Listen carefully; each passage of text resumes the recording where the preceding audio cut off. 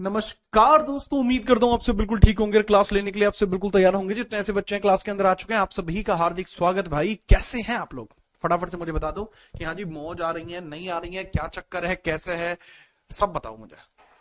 दीपांशु कुमार, दिशु यादव, खुशी, वहाब, सुष्मिता, दीक्षा, प्रतीक्षा, ठीक है, प्रशांत, दीपक, आकाश, शिवांश, काफी सारे बच्चे क्लास में आए हैं भाई। आप सभी का बहुत बहुत स्वागत। धीरे धीरे कमेंटों की रफ्तार बढ़ रही है और यही तो चीज है जो आपको खास बनाती है, क्योंकि आप सभी जानते हैं कि यह कोई आम क्लास नहीं है। पूछता है भारत में, मैं जीत राणा स्वागत करता हूं आप सभी का।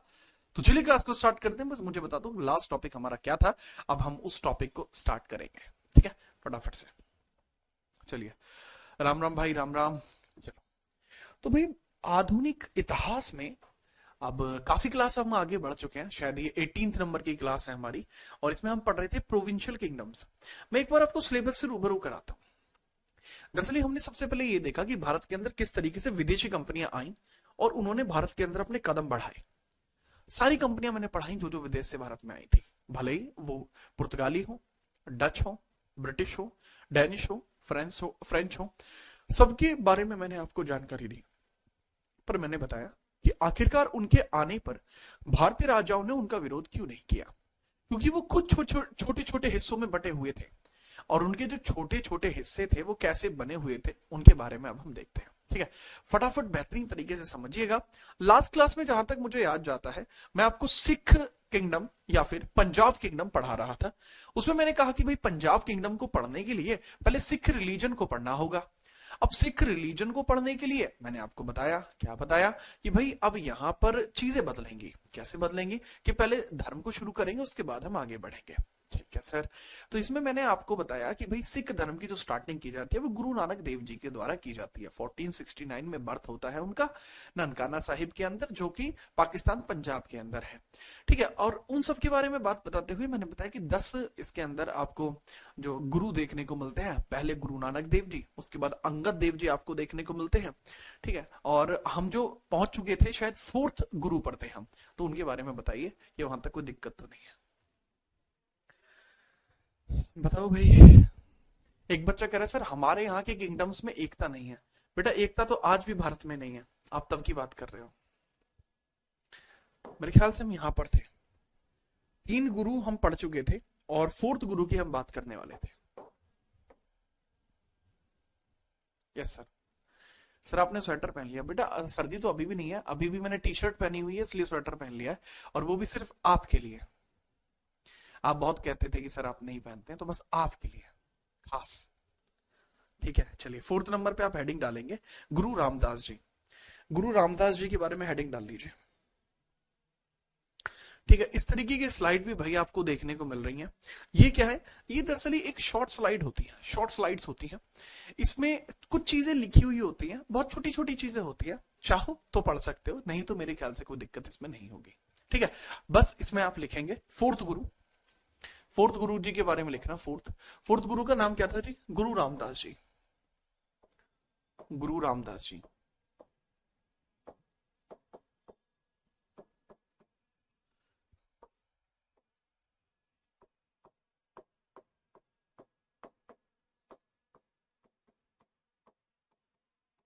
1574 से लेके 81 तक। 1574 से लेके 81 तक इनका टर्म कुछ इस तरीके से चला है। अब इनके बारे में आपको बहुत ध्यान से समझना पड़ेगा। क्या समझना पड़ेगा? सर ये वो है जिनको 1577 में अकबर ने 500 बीघा जमीन दी थी। ठीक है, चलिए तो लिखिएगा। अकबर ने इनसे आशीर्वाद प्राप्त किया।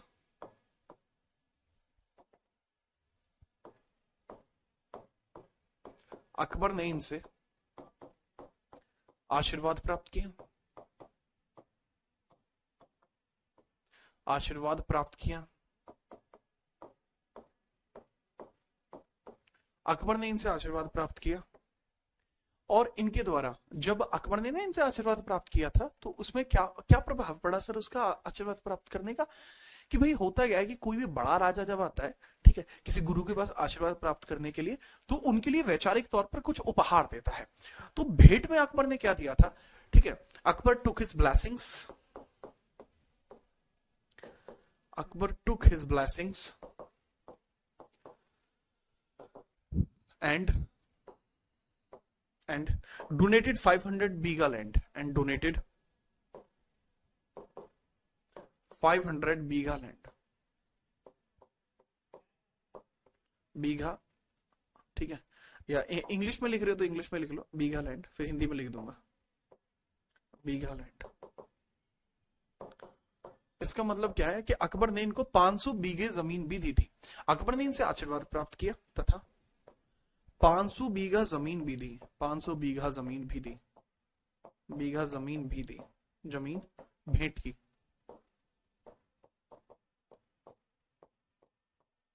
500 बीघा जमीन भेंट की थी, ठीक है, याद रखना।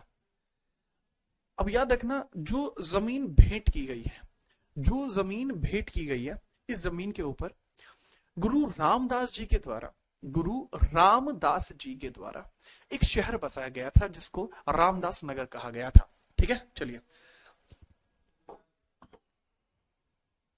मैंने बताया गुरु रामदास जी ने इस जमीन पर, गुरु रामदास जी ने, दास जी ने इस जमीन पर रामदास नगर बसाया, इस जमीन पर और रामदास नगर बसाया, रामदास नगर बसाया, जो आगे चल के अमृतसर कहलाया।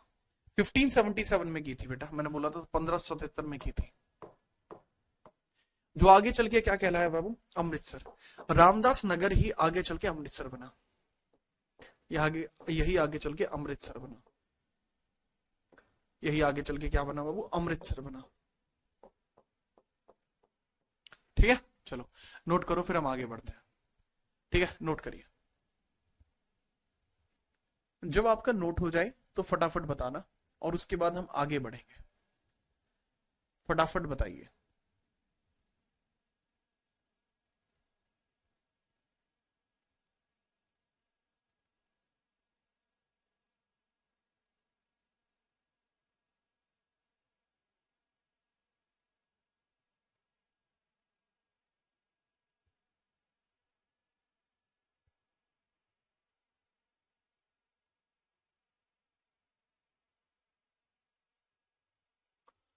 ठीक है, नोट कर लिया, हो गया। चलो नोटेड, ठीक है। तो इनके बाद कौन आते हैं? इनके बाद नेक्स्ट आते हैं गुरु रामदास जी के बाद नेक्स्ट आते हैं गुरु अर्जन देव जी। गुरु अर्जन देव जी के बारे में समझिए, गुरु अर्जन देव जी कौन थे, ठीक है। चलिए नेक्स्ट आपने हेडिंग डाल ली गुरु अर्जन देव जी। फिफ्थ गुरु है गुरु अर्जन देव जी। पांचवें गुरु है बाबू गुरु अर्जन देव जी, गुरु अर्जन देव जी, अर्जन देव जी, अर्जन देव। अब जो अर्जन देव जी हैं यहां पर, अर्जन देव, इनके बारे में समझिए बेटा। अर्जुन नहीं है, अर्जन है पहली बात तो। इनका जो टेन्योर है भाई वो 1581 से लेके 1606 तक रहेगा। इन्होंने क्या काम करा? इन्होंने ही रामदास नगर को अमृतसर नाम से प्रसिद्ध किया। इन्होंने रामदास नगर को अमृतसर नाम से प्रसिद्ध किया। इन्होंने रामदास नगर को, रामदास नगर को अमृतसर कहा, अमृतसर नाम दिया, अमृतसर बनाया। ना कि सिर्फ अमृतसर बनाया बल्कि, ना कि सिर्फ अमृतसर बनाया बल्कि हरमंदर साहिब की स्थापना भी की। इन्होंने हरमंदर साहिब की स्थापना की, इन्होंने हरमंदर साहिब की स्थापना की, हरमंदर साहिब की स्थापना की, स्थापना की। जो आज की डेट में क्या है बाबू? स्थापना। आज की डेट में हरमंदर साहिब ही जो है, आज की डेट में हरमंदर साहिब जो है बाबू, इसी को गोल्डन टेम्पल का नाम दिया जाता है। इसी को क्या बोलते हैं? गोल्डन टेम्पल का नाम दिया जाता है, इसी को गोल्डन टेम्पल का नाम दिया जाता है, ठीक है। चलिए ओके सर, याद रखेंगे। लेकिन भाई दिक्कत क्या है, मतलब दिक्कत से पहले आप समझना कि ये कोई आम व्यक्तित्व नहीं रखते थे। इनके द्वारा दो जगह भी बसाई गई थी। करतारपुर, जो करतारपुर जगह है, ठीक है, करतारपुर जगह और करतारपुर साहिब, वो भी इनके द्वारा ही बसाया गया है। नोट करिए, करतारपुर और तरनतार, हाँ तरनतार और Kartarpur, I just recalled later. Kartarpur और तरनतार साहिब, करतारपुर साहिब और तरनतारपुर, तरनताल, तरनताल साहिब, करतारपुर साहिब और तरनताल साहिब इन्होंने ही बनाया था। कोई है पंजाब से क्लास में?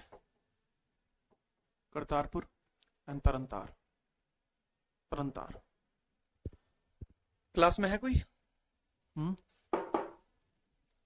ठीक है चलिए, तरनतार साहिब, अरे हाँ तरनताल लिख दिया क्या? तरनतार है, इंग्लिश में सही लिखा हुआ है बेटा, हिंदी में गलत लिख दिया मैंने, इंग्लिश में सही लिखा है, तरनतार सही लिखा है वहां पे। ठीक है चलिए, तो ये इनके द्वारा बनाया गया है। अच्छा, इसके अलावा इनके ऊपर आरोप लगाए जाते हैं। 1606 में मुगल राजकुमार खुसरो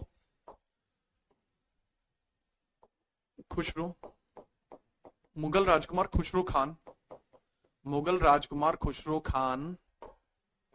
जो मुगल राजकुमार था ना खुसरो खान, जी हाँ, जो मुगल राजकुमार है खुसरो खान, उसी के मदद करने के आरोप में इनको सजा दी गई। ठीक है, खुसरो खान की सहायता के आरोप में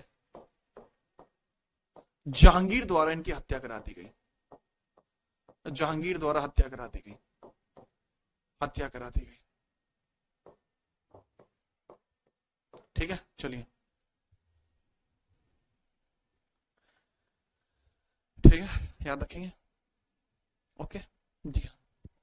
तो बेटा कहने की बात ये हुई कि यहाँ पे जो गुरु अर्जन देव जी हैं, ये प्रथम शहीद कहलाए। ये कौन कहलाए बेटा? प्रथम शहीद कहलाए। इनकी मतलब हत्या कर दी गई और ये शहीद होते हैं। तो 1606 में बेटा ये शहीद हो गए। तो शहीदी इनको कब प्राप्त हुई? शहीदी 1606। ठीक है, याद रखना। ठीक है चलिए सर, आप कमेंट का आंसर कर दो। आज की पॉलिटी की क्लास नहीं चल रही है, कुछ समय में चल जाएगी, थोड़ा सा टाइम लगता है। ठीक है, सर्वर पे इशू रह रहा है। सर मैं जो पूछ रही हूँ बता नहीं रही, क्यों? क्योंकि बेटा मुझे पता नहीं लग रहा पूछ क्या रही है। ठीक है, आपका जो कमेंट है वो नीचे चला जाता है, इतनी देर में कोई और कमेंट कर देता है। उससे अच्छा आप अपना डाउट यहाँ लिखती तो शायद मैं उसका जवाब दे चुका होता। Khushi Sharma, sir please tell us, क्या बताऊं बेटा? इतने से सेंटेंस में क्या समझ में आएगा मुझे? है ये तो बताओ, है ना? समझ में आई बात? बहुत बढ़िया। सर आज आपने स्वेटर पहन लिया, अरे आपके लिए पहना है। ठीक है चलिए, नोट हो गया है। तो 6 गुरु की बात करेंगे, जो है हरगोविंद जी। हरगोविंद जी के बारे में हम बात समझते हैं, काफी मजबूत लोग हैं। ठीक है चलिए,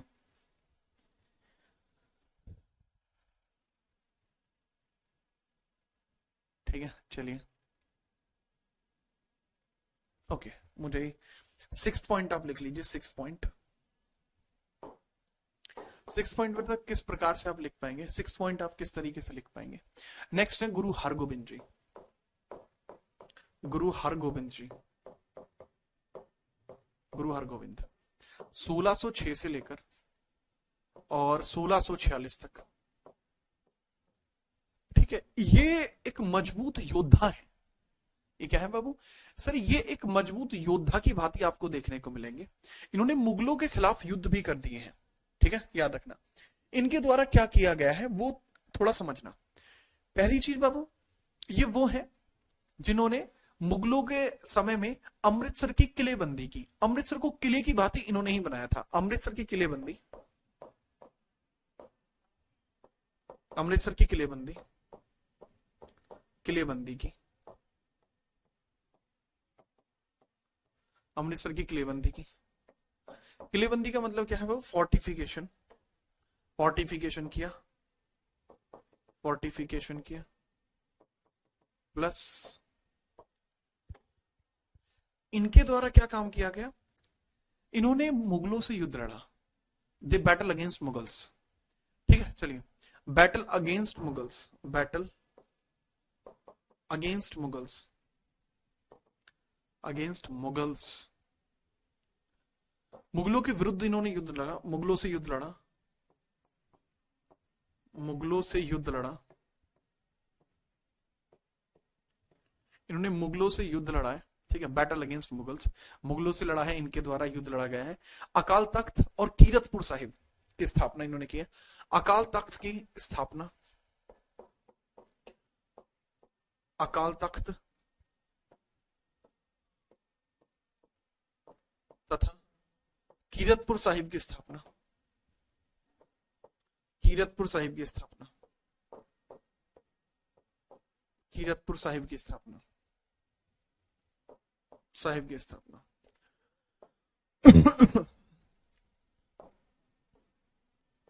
कीरतपुर साहिब की स्थापना,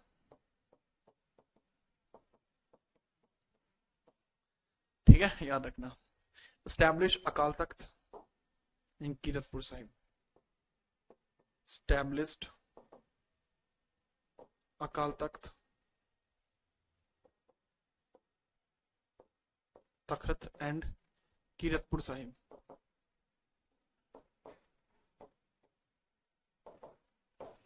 अकाल तख्त एंड कीरतपुर साहिब की स्थापना इनके द्वारा की गई है, ठीक है। अगला पॉइंटर, ये तो देखो कुछ बातें हो जाती है, जैसे अमृतसर की किलेबंदी की, इन्होंने मुगल्स के अगेंस्ट बैटल लड़ा, अकाल तख्त और कीरतपुर साहिब की स्थापना की, ये तो चलो नॉर्मल नॉर्मल हो गया। लेकिन एक बड़ा ही डिस्प्यूटेड सा फैक्ट है कि भाई जो सिख होते हैं, सिखों के धर्म के अंदर, सिखों के धर्म के अंदर जो मांसाहार का सेवन है वो इनके समय में शुरू हुआ। देखो यहां गलती क्या करते हैं बच्चे, वो कहते हैं कि इनके समय में शुरू हुआ, ठीक है। बात यह है कि इन्होंने शुरू नहीं किया, समझे, इनके समय में शुरू हुआ, इन्होंने शुरू नहीं किया। तो सिखों में मांसाहार का सेवन इन्हीं के समय में शुरू हुआ था, ठीक है। सिखों में मांसाहार का सेवन, सिखों में मांसाहार का सेवन, मांसाहार का सेवन, मांसाहार का सेवन,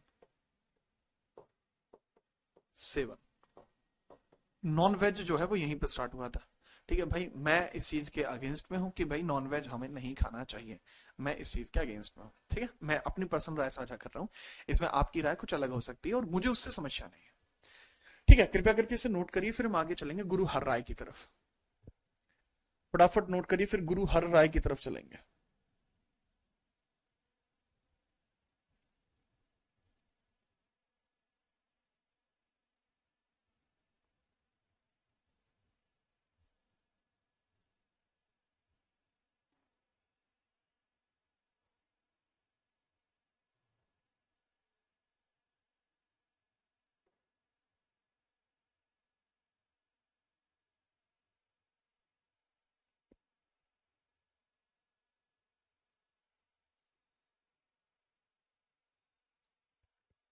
ठीक है, चलिए,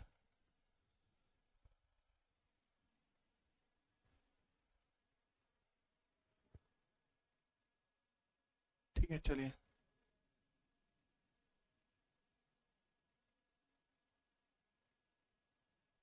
ओके, चलिए। ओके, एक बच्चा कह रहा है कि सर आप बाकी लोगों से बहुत अलग हैं, और इसके पीछे का कारण ये है कि बहुत सारे टीचर शुरुआत में थोड़ा बहुत पढ़ा के फिर तेज करके क्वेश्चनों में खत्म करा देते हैं, क्वेश्चन करा के ही हिस्ट्री खत्म करा देते हैं। अरे बेटा, कोई और जीत लाना भी तो नहीं हो सकता। हाँ, मैंने कहा था कि हम ना होंगे कोई हमसा होगा, यूं ही चलता रहेगा ये जहान, पर बात ये है कि कोई हमसा कैसे होगा, है? बस, चलो आगे बढ़ते हैं बेटा, ठीक है। नेक्स्ट हम बात करते हैं, अगले गुरु की बात करते हैं, यहीं पे इसको रखते हैं। गुरु हर राय जी की बात करनी होगी हमें, जस्ट अ सेकेंड, हाँ हो गया। गुरु हर राय जी की हेडिंग डाल लीजिए, गुरु हर राय। 7th नंबर पे आपको गुरु हर राय जी देखने को मिलते हैं।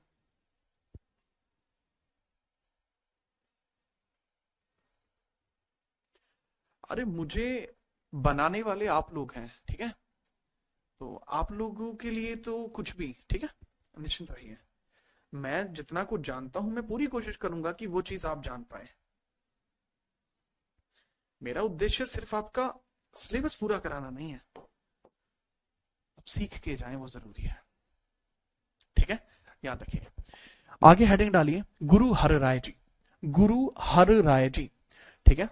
61 तक रहे हैं गुरु हर राय जी, 61 3 64, ठीक है। गुरु हर राय 7th, गुरु हर राय जी, हर राय जी बेटा 1646 से लेके और 61 तक, 46 से लेके 61 तक रहेंगे, है ना, याद रखना। काफी शांति पूर्वक, ठीक है, काफी शांति प्रिय रहे हैं, शांति प्रिय तरीके से सिख धर्म का प्रचार किया, सिख धर्म प्रचार किया, प्रचार, ठीक है। चलिए, तो इसका मतलब है कि पीसफुली, पीसफुली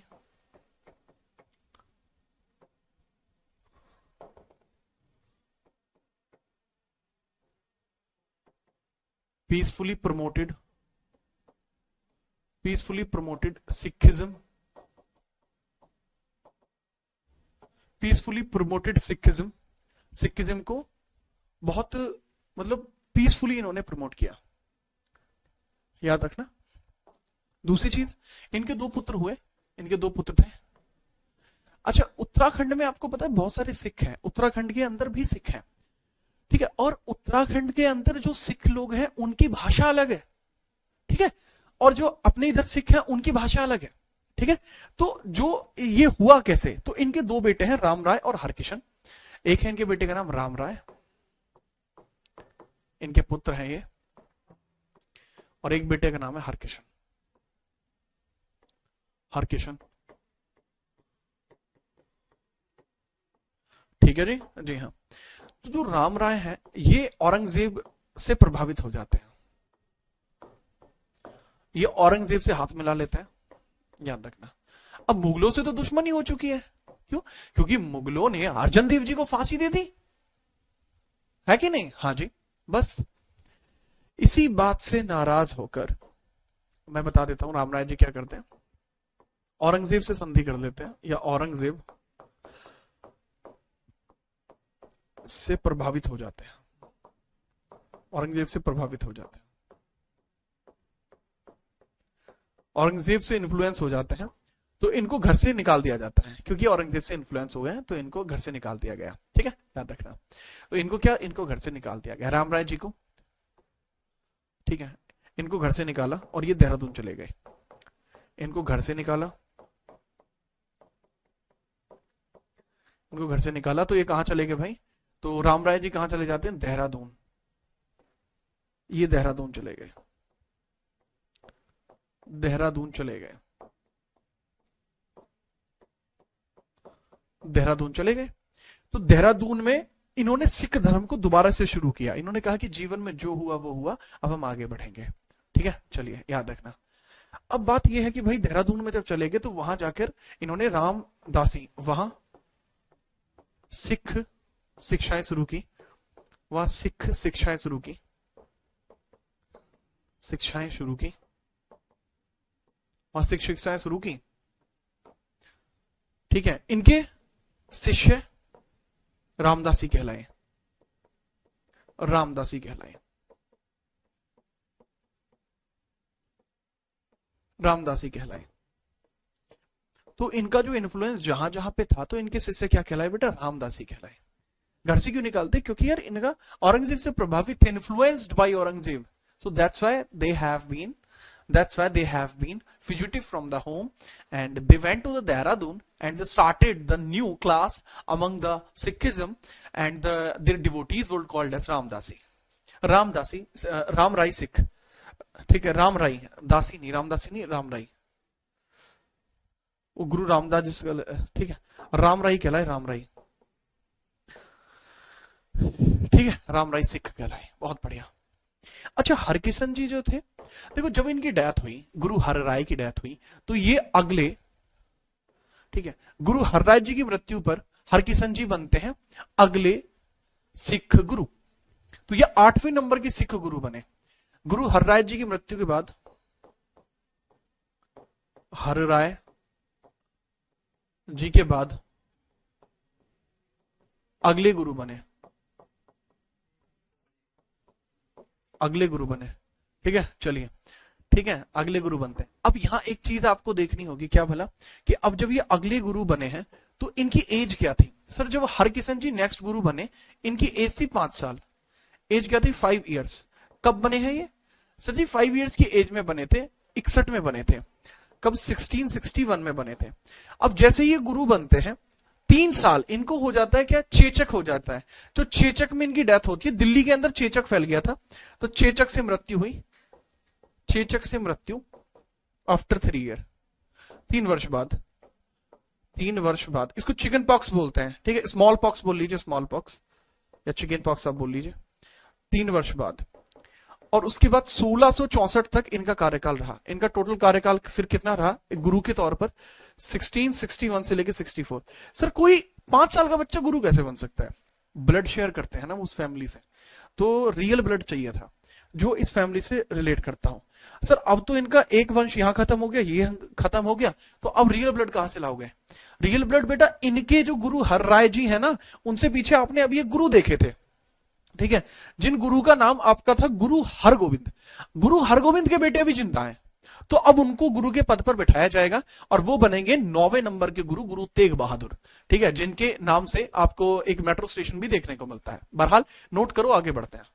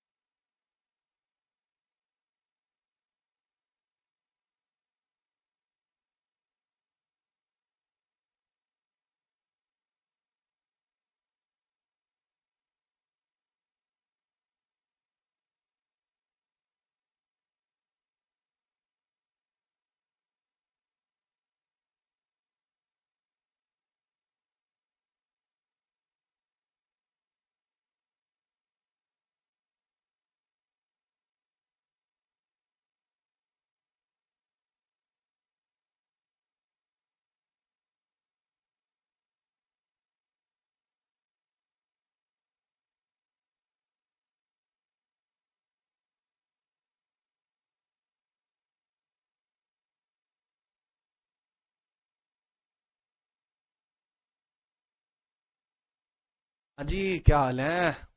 रामदास जी का कार्यकाल को नहीं बताया बाबू, रामदास जी का कार्यकाल कैसे नहीं बताया मैंने, कैसी बात करते हो तुम, ये क्या चिरकुटो वाली बात है तुम्हारी। कहाँ है रामदास जी, गुरु रामदास जी का नगर, बेटा देखिए एक बार क्या लिखा हुआ है। अभी तो मैंने कुछ लिखा ही नहीं है, कार्यकाल तो पहले से लिखा हुआ था। कैसी बात करते हो तुम? हम्म? यार तुम बहुत वैसे आदमी हो। खैर कोई नहीं, अब 9th नंबर के गुरु देखेंगे आप। 9th नंबर के गुरु देखेंगे, ठीक है, गुरु तेग बहादुर। 9th नंबर पे आपको देखने को मिलते हैं गुरु तेग बहादुर। 9th में आपको देखने को मिलेंगे गुरु तेग बहादुर। गुरु तेग बहादुर, गुरु तेग बहादुर आपको देखने को मिलेंगे। गद्दी पर बैठते हैं 1664 में, 1664 में, और कार्यकाल इनका कब तक रहेगा? 1675 तक, 1675 तक रहेगा। ठीक है, याद रखना। बहुत अलग लेवल के और काफी मजबूत व्यक्तित्व इनका रहा है। ठीक है, मजबूत व्यक्तित्व इनका रहा है। ये हरकिशन जी के पुत्र है, हरकिशन जी के पुत्र है, हरकिशन जी के पुत्र है, जी के पुत्र है। ठीक है, सन ऑफ हरकिशन जी।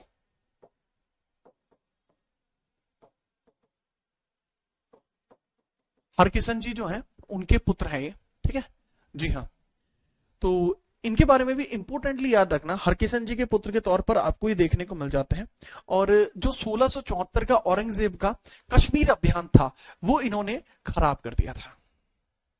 मैंने बताया 1674 का, 74 का औरंगजेब का, औरंगजेब का कश्मीर अभियान, कश्मीर अभियान, 1674 का औरंगजेब का कश्मीर अभियान इनके द्वारा खत्म कर दिया गया, एकदम फ्लॉप। तो याद रखना, और 1674 का औरंगजेब का कश्मीर अभियान विफल किया गया, विफल किया। विफल कैसे किया था? दरअसल कश्मीर अभियान में ये बहुत सारे लोगों को इस्लाम एक्सेप्ट कराना चाहता था। औरंगजेब क्या करना चाहता था कश्मीर अभियान पर?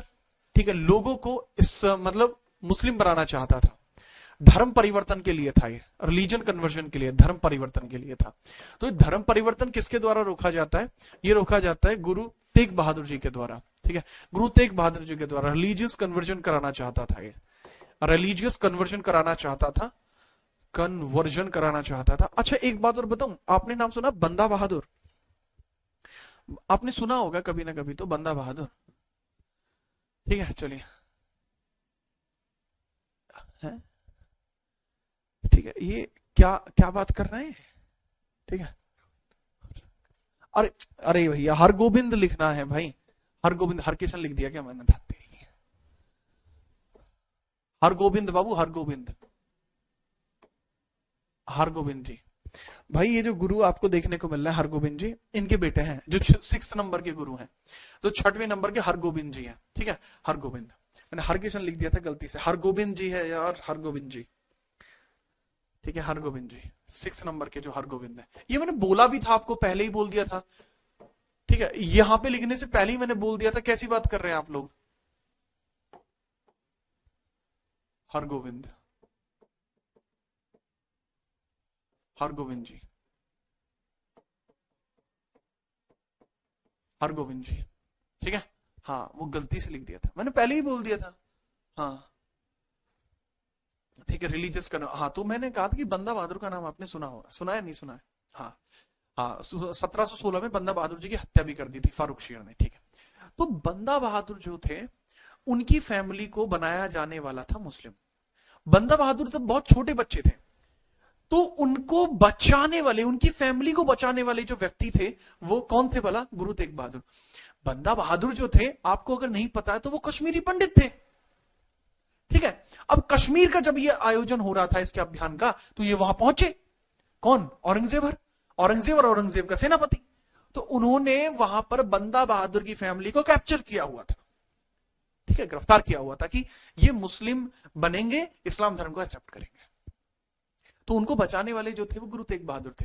तो उस दिन बंदा बहादुर ने कसम खाई थी कि आज मेरे ऊपर, ठीक है, आज मेरे ऊपर क्या है, आज मेरे ऊपर एहसान हो गया है सिख धर्म का, और वो मैं हमेशा याद रखूंगा। ठीक है, चलिए, ठीक है, ठीक है। सर बोला हुआ कम माना जाता है लिखने से, ओहो चल चलिए आगे लिखिए। ओके, इसके बाद आप याद रखना, तो 1675 में इसी के कारण, 1675 में इसी कारण इनकी हत्या कर दी गई औरंगजेब के आदेश पर। हत्या कर दी गई। औरंगजेब आदेश पर हत्या, औरंगजेब आदेश पर, औरंगजेब आदेश पर, आदेश पर हत्या कर दी गई। औरंगजेब आदेश पर हत्या कर दी गई। याद रखिएगा कि औरंगजेब के आदेश पर कर दी जाती है हत्या, that is very important point. अब जब औरंगजेब के आदेश पर हत्या कर देगी तो अब याद रखना कि इनके गर्दन काटी थी, ठीक है। तो जहां इनका शीश गिरा 1675 में, जहां इनका शीश गिरा, हत्या की थी गर्दन काटकर, जहां इनका शीश गिरा, शीश गिरा, वहां आज, वहां आज शीशगंज गुरुद्वारा है, शीशगंज गुरुद्वारा है, गुरुद्वारा है दिल्ली चांदनी चौक, गुरुद्वारा है, that is known as Sheesh Ganj gurdwara, Sheesh Ganj gurdwara, Sheesh Ganj gurdwara, ठीक है, याद रखेंगे। जी हाँ, ओके, जी हाँ, ठीक है। रकाबगंज से क्लास ली जा रही है गुरप्रीत, ओके गुरपू भाई, ठीक है। अब हम आगे बढ़ते हैं और देखते हैं अगले गुरु, गुरु गोविंद सिंह जी। गुरु गोविंद सिंह जी का जो टेन्योर है वो भी काफी फेमस रहा है, गुरु गोविंद सिंह जी का टेन्योर। तो चलिए इनके बारे में बात करते हैं, गुरु गोविंद सिंह जी के बारे में फटाफट से।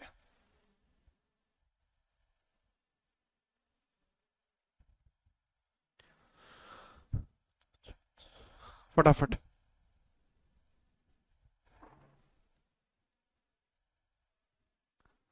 ठीक है, चलो, ठीक है। अच्छा, इसमें आप लिख सकते हैं he died by,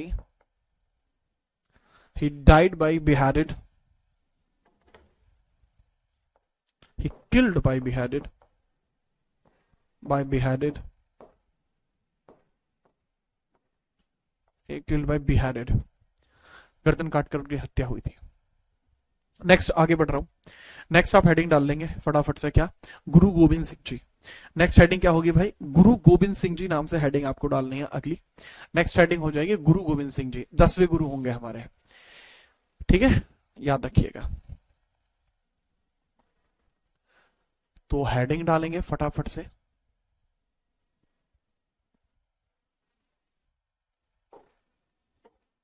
टेंथ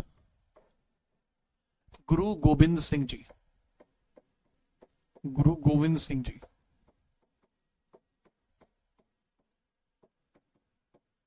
गुरु गोविंद सिंह जी। तो यहां जो गुरु गोविंद सिंह जी हैं उनके बारे में मैं बात कर रहा हूं। इनका जो जन्म हुआ था वो पटना में हुआ था, दमदमा साहिब में। इनका जो जन्म है कब हुआ था, पटना में, पटना में 1666 में। तो यहां पे आज की डेट में क्या है, दमदमा साहिब, दमदमा साहिब, ठीक है, दमदमा साहिब आपको यहां देखने को मिल जाएगा। क्या है जी, दमदमा साहिब आपको यहां देखने को मिल जाएगा। याद रखना काफी इंपोर्टेंट रहे हैं 1675 में। हाँ, गुरु की उपाधि जो है इन्होंने धारण की थी, कौन सी उपाधि, गुरु की उपाधि इन्होंने धारण की थी 1675 में, ठीक है। तो ये भी आप ध्यान रखेंगे, 1675 में गुरु की उपाधि, 1675 में गुरु की उपाधि धारण की, गुरु की उपाधि धारण की, उपाधि धारण की।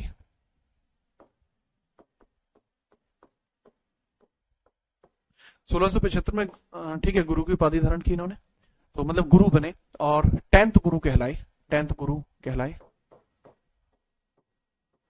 10th गुरु कहलाए, ठीक है। कौन से नंबर के गुरु कहलाए बाबू, 10वें नंबर के गुरु ये कहलाए, ठीक है। चलिए, तो याद रखना, एक बच्चा कह रहा पटना साहिब, बेटा पटना साहिब लिख लो, दमदमा साहिब लिख लो, क्या ही टेंशन है, ठीक है।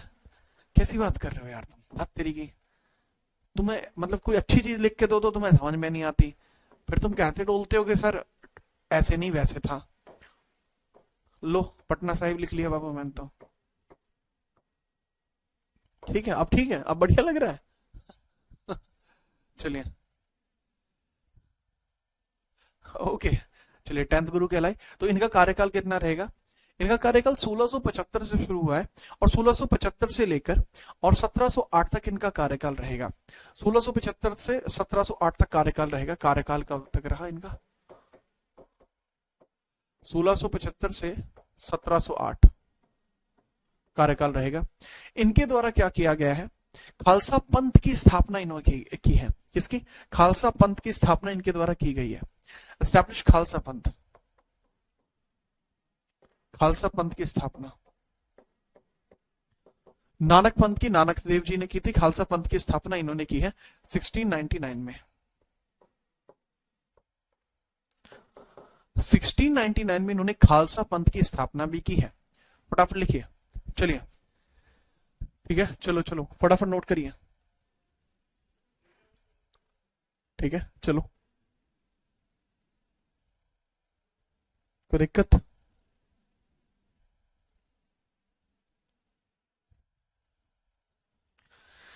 अब इनके बारे में याद रखना, इन्होंने मुगलों से काफी संघर्ष किए हैं। मुगलों से इन्होंने काफी युद्ध किए। मुगलों के अगेंस्ट इन्होंने काफी संघर्ष किया, या लिख सकते हैं मुगलों के विरुद्ध संघर्ष किए। मुगलों के विरुद्ध काफी संघर्ष किए हैं।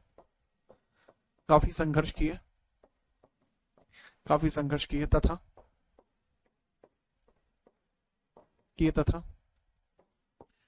1704 में, 1704 में वजीर खान,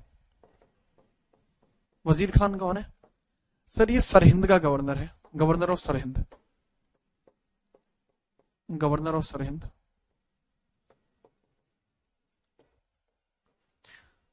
ठीक है, वजीर खान द्वारा इनके 4 पुत्रों की हत्या की गई। इनके 4 पुत्रों की हत्या की गई। इनके 4 बेटों की हत्या कर दी गई थी, जिनको 4 साहिबजादा बोलते हैं। 4 साहिबजादा लिख सकते हैं, 4 साहिबजादा। जो 4 साहिबजादा हैं वो कौन कौन है? 4 साहिबजादा, पहले 2 अलग हैं, बाद में 2 अलग हैं। नाम लिखिए फटाफट से। पहले साहिबजादा अजीत सिंह, साहिबजादा अजीत सिंह, साहिबजादा अजीत सिंह, साहिबजादा अजीत सिंह। ठीक है, साहिबजादा अजीत सिंह लिख लेंगे। दूसरे नंबर पे आप लिखेंगे जुझार सिंह, जुझार सिंह, साहिबजादा जुझार सिंह, जुझार सिंह। जोरावर सिंह, जोरावर सिंह और फतेह सिंह, फतेह सिंह। अब इनके बारे में याद रखना, ये तो बैटल ऑफ चमकौर में मारे गए थे। ये तो बैटल ऑफ चमकौर, चमकौर युद्ध में मारे गए। चमकौर युद्ध, चमकौर युद्ध में मारे गए। चमकौर युद्ध कब हुआ था? 1704 में। इनको दीवार में चिनवा दिया, दीवार में चिनवाया। ये मैंने आपको हालांकि पढ़ाया हुआ है औरंगजेब के चैप्टर में, क्योंकि औरंगजेब ने ही आदेश दिए थे। ठीक है, याद रखना। तो ये इस तरीके से याद रखेंगे। और बाकी आगे चल के 1708 में गुरु गोविंद सिंह जी की भी हत्या कर दी गई। और 1708 में नांदेड़ साहिब में, नांदेड़ साहिब में चाकू मारकर इनकी भी हत्या कर दी गई। में गोविंद सिंह जी की हत्या, गोविंद सिंह जी की हत्या, जी की हत्या। नांदेड़ साहिब कहां पर है? नांदेड़ साहिब, नांदेड़, नांदेड़ कहां पर है बाबू? That is in Maharashtra, Maharashtra. Nanded Sahib Maharashtra में है। ठीक है, चलिए ठीक है, याद रखेंगे। बढ़िया तरीके से याद रखना होगा आपको। जब आप इसको देख ले, आगे बताइए, फिर आगे बढ़ते हैं।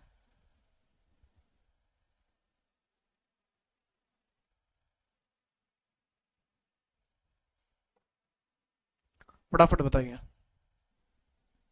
इसके बाद सिखों में कोई भी गुरु नहीं बना। अच्छा, एक बात आती है कि सर जी वो सिखों की पवित्र पुस्तक जिसको कहते हैं गुरु ग्रंथ साहिब, तो गुरु ग्रंथ साहिब जो है वो किसने लिखी थी? बेटा गुरु ग्रंथ साहिब किसने लिखी थी, एक बड़ा सवाल है, बताइए गुरु ग्रंथ साहिब किसने लिखी? गुरु ग्रंथ साहिब किसके द्वारा लिखी गई है? गुरु ग्रंथ साहिब किसने लिखी है? साहिब, जैसे सनातन धर्म के अंदर, जैसे आपने देखा होगा कई बार मैं गीता के बारे में बोलता हूँ, या कई बार मैं रामायण के बारे में कुछ बोलता हूँ, जैसे मंगल भवन मंगल हारी द्रव सुदर्शन अजर बिहारी, ठीक है, जो एक चौपाई है बेसिकली, ठीक है, किसकी? रामायण की। और महाभारत के बारे में अगर आपको बताएं कि महाभारत में ही भगवत गीता का कुछ सारांश देखने को मिलता है। तो ऐसी सिखों की एक पवित्र पुस्तक होती है जिसको गुरु ग्रंथ साहिब बोलते हैं। तो गुरु ग्रंथ साहिब किसके द्वारा लिखी गई थी? फटाफट बताइए, काफी कॉमन क्वेश्चन है, तो फटाफट से बताएंगे कि गुरु ग्रंथ साहिब किसके द्वारा लिखी गई है, बताइए। है जी, देखो, ओके,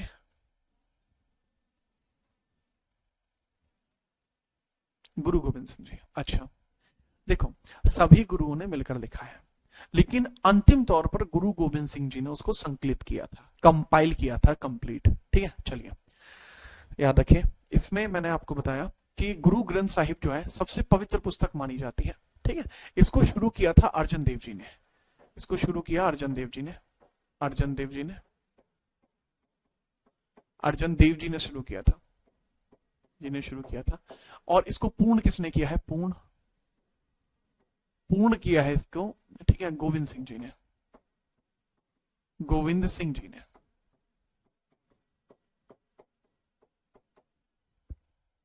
ठीक है, चलिए फटाफट नोट करिए और फिर हम आगे बढ़ेंगे।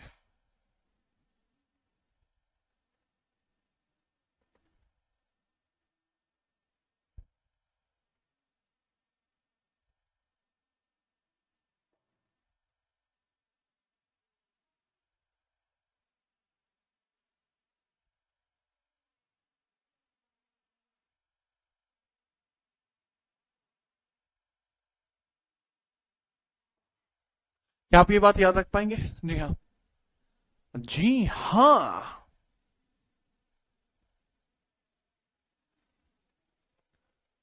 बेटा गुरप्रीत, एक बार आप दोबारा पढ़ के देखना, गुरु ग्रंथ मतलब जो गुरु गोविंद सिंह जी हैं, गुरु गोविंद सिंह जी, उनको चाकू मार दिया था बाबू नांदेड़ साहिब में, महाराष्ट्र में। 5वें नंबर के गुरु हैं अर्जन देव जी। ठीक है, याद रखना। जो शुरुआत में जब इन्होंने शुरू किया था तब इसका नाम आदि ग्रंथ था, तब इसको एक नाम दिया गया था आदि ग्रंथ, आदि ग्रंथ नाम दिया गया था, आदि ग्रंथ नाम दिया था। फिर बाद में चल के गुरु ग्रंथ साहिब कहा गया। इसमें सभी गुरुओं की जो मतलब कह सकते हैं शिक्षाएं हैं वो इसमें शामिल हैं। और वो आप देखते हैं कड़ा, कंघा, कच्छ, ठीक है, केश और कृपाण, ये पांचों रखना एक सिख के लिए पवित्र माना गया है, पांचों रखना सिख के लिए पवित्र माना गया है। ठीक है, याद रखना। ओके ओके, यहां इसके बाद जो 11वें बनते हैं, 11वां कोई व्यक्ति नहीं बना, सारी शिक्षाओं को गुरु ग्रंथ साहिब को मान लिया गया। तो गुरु ग्रंथ साहिब के अंदर जो भी लिखा हुआ है वो सिखों के लिए एक धर्म की भांति कार्य करता है। अब हम आगे बढ़ते हैं। ठीक है, चलिए, ठीक है, चलो चलो चलो नेक्स्ट आगे बढ़िए। अब हम देखते हैं जो मॉडर्न इंडिया के अंदर सिख एम्पायर है, मॉडर्न सिख एम्पायर, हेडिंग डाल लीजिए मॉडर्न सिख एम्पायर।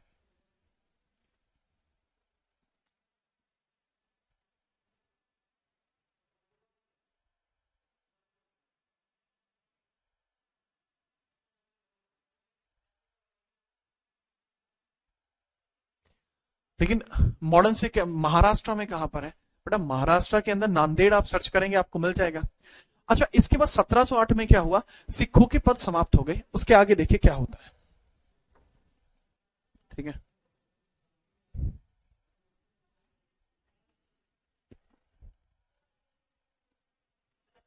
1708 में, 1708 में, 1708 में गुरु गोविंद सिंह जी की डेथ के बाद, गुरु गोविंद सिंह जी की डेथ के बाद, जी की मृत्यु के बाद, एक राजनीतिक गुरु नियुक्त किए जाते हैं, एक राजनीतिक नेता के तौर पर राजनीतिक गुरु बनाए गए, और राजनीतिक गुरु बनाए गए, राजनीतिक रूलर बोल लीजिए या आप कह लीजिए राजनीतिक शासक बनाए गए, शासक बने, राजनीतिक शासक बने जो सिखों की सुरक्षा के लिए थे, प्रोटेक्शन ऑफ सिख्स के लिए बने थे। पॉलिटिकल लीडर बने हैं, पॉलिटिकल लीडर बने सिख धर्म को बचाने के लिए। जो कौन कह रहा है बाबू? बंदा बहादुर, बंदा बहादुर, बंदा बहादुर, ठीक है। कौन कहलाए वो? बंदा बहादुर कहलाए। तो बंदा बहादुर जी की ब्रेवरी के किस्से हम कल देखेंगे। बहादुर, कल आपका सिख एम्पायर कंप्लीट हो जाएगा और हम एंट्री कर देंगे अगले एम्पायर में, जो कि है मैसूर एम्पायर। कल हम सिख एम्पायर को खत्म करके मैसूर पढ़ना शुरू कर देंगे और अगर सब कुछ ठीक रहा मैसूर कंप्लीट भी कर देंगे, ठीक है। टेन्योर इनका कितना है? 1708 से लेके 1716, 1708 से लेके 1716। अब मुझे बता दो बाबू, अगर आप में से किसी को कोई इशू है तो बता दो, नहीं है तो एक बात याद रखो, अब आपसे मुलाकात होगी कल, ठीक है। और कल हम मिलेंगे आपसे मॉडर्न हिस्ट्री की क्लास में इसी टाइम, यानी शाम को 5 बजे। दूसरी बात यह है मेरे भाई कि आप थोड़ा ना ध्यान रखिएगा कि अभी मात्र 2 मिनट के बाद आपको जाना है इंस्टाग्राम पे jeetrana.77, जो आप लोगों का पेज है। बस चला मैं लेता हूं कभी कभी, बस आप लोगों की दुआएं हैं, ठीक है। तो वो जरूर देखिएगा, वहां पे किंग आने वाले हैं, बहुत मजबूत किंग आने वाले हैं। उन किंग के बारे में जाइएगा और वीडियो को, जो इंस्टाग्राम पे वीडियो आती है ना, उसको सेव कर देना, ऑप्शन आता है सेव का, तो सेव कर देना और आसपास में बताना कि ये राजा थे जिनकी वजह से आज भारत है। मेरी स्लाइड के ऊपर जो आप एक चिन्ह देखते हैं, हर स्लाइड के अंदर एक चिन्ह होता है, वो कैसे है, क्यों है, कब है, तो उसके बारे में जरूर देखना। अभी मात्र 1 मिनट में वीडियो जो है पब्लिक हो जाएगी, तो कर दीजिए शेयर वगैरह, एकदम कमेंट करके बताना अगर आपको कोई और जानकारी भी पता है, मजा आ जाएगा, ठीक है। चलिए, बाकी ऐसे ही मिलते रहेंगे। अब आपसे मुलाकात करेंगे कल और मॉडर्न हिस्ट्री को आपको जीना सिखा देंगे। लोग पढ़ाते पढ़ाते रह गए, हम आपको जीना सिखा देते हैं, ठीक है। चलिए, कल मिलेंगे, तब तक के लिए जय हिंद, वंदे मातरम। अच्छे से पढ़िए और मेरी तो कामना यही है कि आप अपने जीवन में वो सपने जरूर सच कर पाए जो आपके माता पिता ने आपके लिए देखे हैं, ठीक है। जय हिंद।